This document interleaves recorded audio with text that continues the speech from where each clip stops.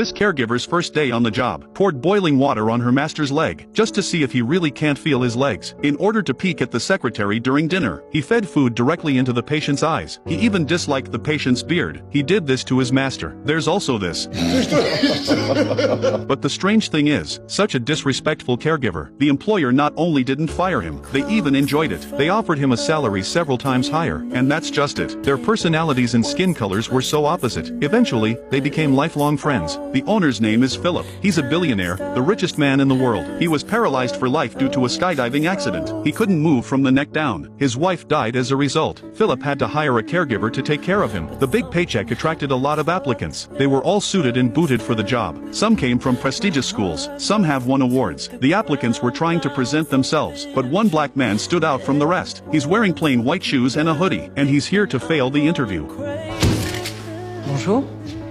Je vais faire signer un papier. Turns out all he had to do was get rejected 3 times. He could get unemployment benefits. He wasn't going to be nice to Philip. He mocked Philip's lack of taste. And then he said he had no sense of humor. Philip asked him what his specialty was. The man even talked about his secretary. He wanted to get out of there as soon as possible. It made Philippe laugh and cry. He was different from the other applicants. Philip liked the black man's frankness, so he deliberately kept him in suspense. He'd come back the next day to sign the papers. It was a decision that would change the rest of their lives. The black man's name was Omar. He just spent 6 months in jail for robbery. When he was released, he lived on the streets. Omar had nothing to do. He returned to his home in the slums. 8 brothers lived in a small room. Even taking a shower was crowded. His mother worked during the day. Their sister took care of them. And the worst part was, his brother got involved with the gangs. He wanted to do something about it, but he couldn't. After all, he'd only just gotten out of prison. Late at night, Mom came home tired and exhausted. Her son has been missing for 6 months. Now he suddenly appeared, but he only brought back a colored egg. It doesn't pay the rent. It's not even as good as a piece of chocolate. Mom wants to know where her son is, but Omar doesn't want his family to know that he was in jail for a mistake. Mom was so angry, she threw Omar out of the house. Omar went back to the streets, scooping up cheap junk food, and talk about his unrealistic fantasies. But the nights were getting darker, and the weather got colder and colder. One by one, the friends left. Omar was shivering with cold. Midnight in Paris was filled with Klein Blue. Omar couldn't stand the cold. He took out the only change he had left. He fell asleep on the train. The first rays of sunlight came at last. He went immediately to the door of the mansion. He wanted to get his rejection slip and leave. Instead, the butler gave him a tour of the mansion. Every room was spacious and luxurious. The house was full of busy servants. What Omar envied most was the white bathroom. After all, Omar couldn't even stretch his legs to bathe. It was a paradise. Philip was in the middle of his physical therapy. Omar picked up the refusal slip and was ready to leave, but then Philip said, Quoi?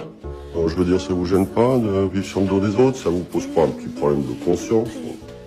Ça va, merci, et vous? Philip liked Omar's natural sense of humor, so he decided to give Omar a 1-month trial period.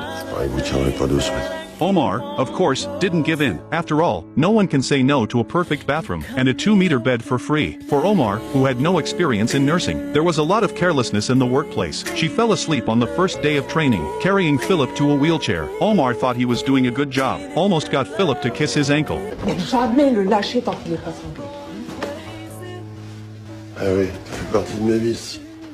Ouais, mais on m'a pas dit. Couldn't get the shampoo to lather in the shower. He was reminded by the housekeeper that it was foot cream on his head. He put the cart before the horse. It was finally time to get dressed, but Philip wanted to improve his circulation. He had to wear leggings like flesh-colored stockings. Omar thought it was too girly, although he refused to do so, and the next moment he was putting them on for Philip. But when faced with the next white gloves, Omar had an outburst, because Philippe could not defecate on his own. The caregiver had to empty his ass. That was Omar's last rule and his last line of defense. Déjà, les bains, j'ai rien dit, et ça m'a coûté. Je l'ai fait. Je fais un pas vers vous, faites un pas vers moi. Arrêtez là avec cette histoire de vider le cul.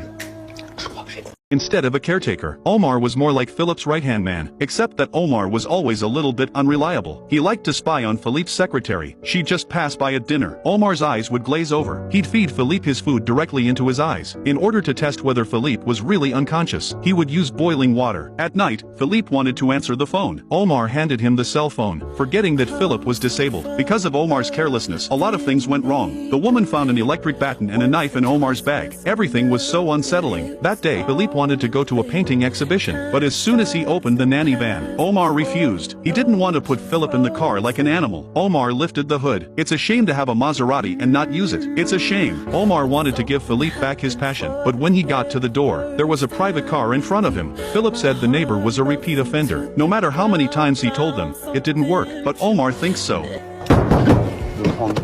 Bonjour, ça va? Quoi? Je te dérange pas, Patrick Juvet, tu veux un café? Tiens, fais voir ça. Quoi? Je te dérange pas. Viens. Vas-y, viens.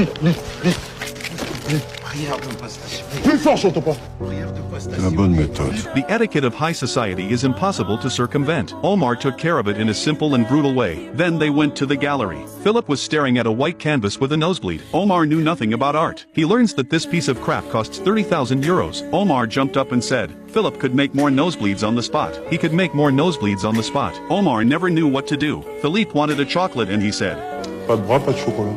it's a ridiculous joke, but that's what made it so easy for Philip. A friend warned Philip. Omar had just gotten out of prison. He was armed with a sharp weapon and a tendency toward violence. A man from the slums has no sympathy. Philip's relationship with Omar was a delicate one. Everyone is too respectful of Philippe's fame and fortune. Now that he's disabled, he's even more cautious. But with Omar, he always joked and laughed. It was as if they had forgotten their situation. It was as if they were true friends, something Philip had never experienced before. But Omar wasn't as vulgar as he appeared. That night, there was a wail from the ventilator. Omar immediately rushed to the room to find. Philip was sweating profusely. It was a side effect of the medication. Every time Philip would suffer alone, and Omar didn't say anything. She just kept wiping Philip's sweat with a towel. She cooled him down with her cold palms. She stayed by his side with care and attention, until Philip was in remission. To prevent further accidents, Omar took Philippe out for some fresh air. Walking in Paris at 4 o'clock in the morning, Philippe told Omar, it's called phantom pain. He was like a cold steak, thrown into a hot pan. Although his body was insensible, but he could still feel the pain. Omar asked if there was anything else he could do to ease the pain. Just as two beautiful women passed by,